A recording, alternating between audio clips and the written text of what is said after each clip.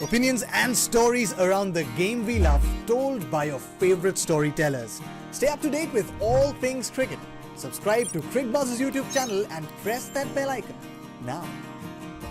चलिए तो एक बारी नजर डालें, अगला जो ग्राउंड है ये किसी का भी होम ग्राउंड है, धर्मशाला है जी। धर्मशाला तो सबकी होती है जी हाँ। भारत और श्रीलंका का मैच दूसरा जो है और तीसरा दोनों खेले जाएंगे धर्मशाला में।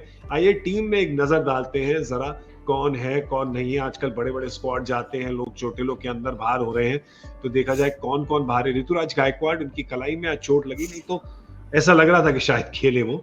बाकी ऑलराउंडर तो सारे खेले।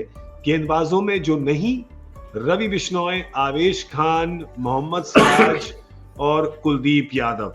पार्थिव, क्या आप इनमें से किसी को ट्राई करना चाहेंगे? क्योंकि लग तो ऐसा ही रहा है, लक्षण तो ऐसे ही लग रहे हैं कि ये सीरीज भी शायद भारत 3-0 से जीत जाए, और ऐसा नहीं है कि जो 4 बॉलर बाहर बैठे हुए वो हल्के हैं। जी बिल्कुल, मैं यहाँ पे फास्ट बॉलिंग में कोई चेंज देखना बिल्कुल नहीं चाहूंगा। युजवेंद्र चहल लगातार खेल रहे हैं, मैं खाली उस नजरिए से देखना चाह रहा हूँ कि कुलदीप को थोड़ा सा गेम टाइम मिले। जो रोहित शर्मा ने पहले कहा था कि उनको ना थोड़ी सी जरूरत है गेम्स की, तो शायद ये सीरीज को देख के, श्रीलंका की टीम को देख के यहाँ पर वो चांस ले सकते हैं कि शायद कुलदीप को 2 मैच देखिए कि किस तरह से गेंदबाजी कर रहे हैं। क्या अगर यहाँ पे उनको विकेटें मिलती हैं तो फिर आईपीएल अच्छा जाता है, तो वो क्या वापस हम वर्ल्ड कप के टाइम कुलचा को वापस देख सकते हैं कि नहीं।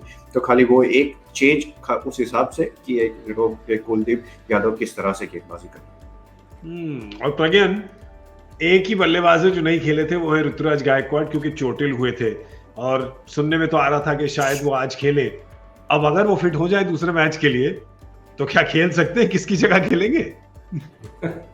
देखिए, ये दुविधा तो आपको अभी आने वाले समय में दिखेगी ही दिखेगी। अभी कप्तान के लिए एक ऐसा चॉइस है कि वो क्या ऋतुराज को मौका देंगे, क्योंकि अभी देखेंगे तो ईशान किशन जो है अभी अच्छे फॉर्म में आए हैं। जो उनका जो बल्ला थोड़ा बोलने लगा है फिर से, तो उनको थोड़ा और रन देंगे क्या? क्योंकि आप ओपनिंग की जब बात करते हैं तो ऋतुराज भी ओपनर है, तो शायद ये कप्तान का बिल्कुल निर्णय रहेगा।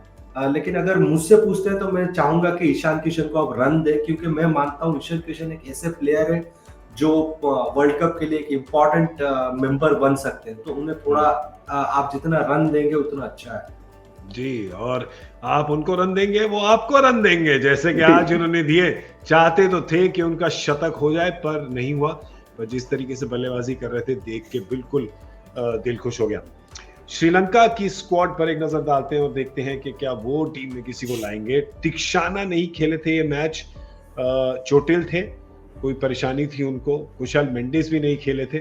अगर ये दोनों फिट हो जाए पार्थिव, तो आप इनको जरूर देखना चाहेंगे, श्रीलंका भी जरूर देखना चाहेगी इनको टीम में। Without a doubt, I think Theekshana ने जिस तरह से प्रदर्शन किया था पिछले वर्ल्ड कप में, वो और असलंका एक ऐसे 2 उभरते हुए खिलाड़ी नजर आए थे उस वर्ल्ड कप में कि जहाँ पे थोड़ा सा अगर देखे कि श्रीलंका ने कहाँ प्रदर्शन अच्छा किया था, तो असलंका थे और तिक्षाना थे। तो उन दोनों को बिल्कुल देखेंगे। और कुशल मेंडिस जो बाहर थे, वो अभी अगर इस बैटिंग लाइनअप में जो सबसे कामयाब बल्लेबाज है या इस फॉर्मेट के लिए सबसे अच्छे बल्लेबाज वो कुशल मेंडिस हो सकते हैं, तो बिल्कुल उन दोनों को खेलते हुए देखना चाहिए।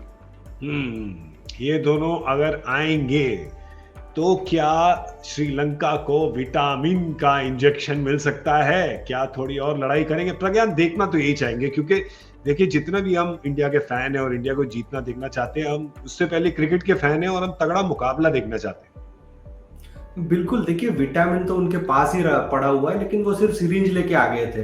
अब वो विटामिन को सिरिंज में डालेंगे तो ही वो इंजेक्शन लगा सकते हैं। डॉक्टर ओझा। नहीं, देखिए आप जब गेम देखेंगे ना गौरव पाजी, ये देखिए एक पैटर्न होता है, इनमें कोई पैटर्न नहीं था। वो कंसर्न में बार बार इसीलिए कह रहा हूँ कि जब आप कोई प्लेयर या कोई टीम का अप्रोच देखते हैं तो आपको पता लगता है कि चलो ये इस तरीके का क्रिकेट खेल रहे थे। लेकिन आज उनकी अगर बॉलिंग देखें, बैटिंग देखें, तो ऐसा लगा नहीं कि उन्होंने कोई जो प्लानिंग की थी उस तरीके से चले थे। तो ये चीज पे अगर वो काम करेंगे तो कहीं ना कहीं शायद किनारे तक पहुंचेंगे। अगर वैसे एक बंदा उधर से क्या कहते हैं मतलब नाव चला रहा है और एक बंदा ऑपोजिट साइड से चला रहा है, तो वो फिर नाव वही घूमता रहेगा, जो कहते सही हैं ना। बात है। तो इसीलिए वो चीज इंपॉर्टेंट हो जाता है। तो चलिए भाई, आप दोनों की प्रेडिक्शन, कौन लगाएगा उनकी नैया पार? एक player, one player to watch out for.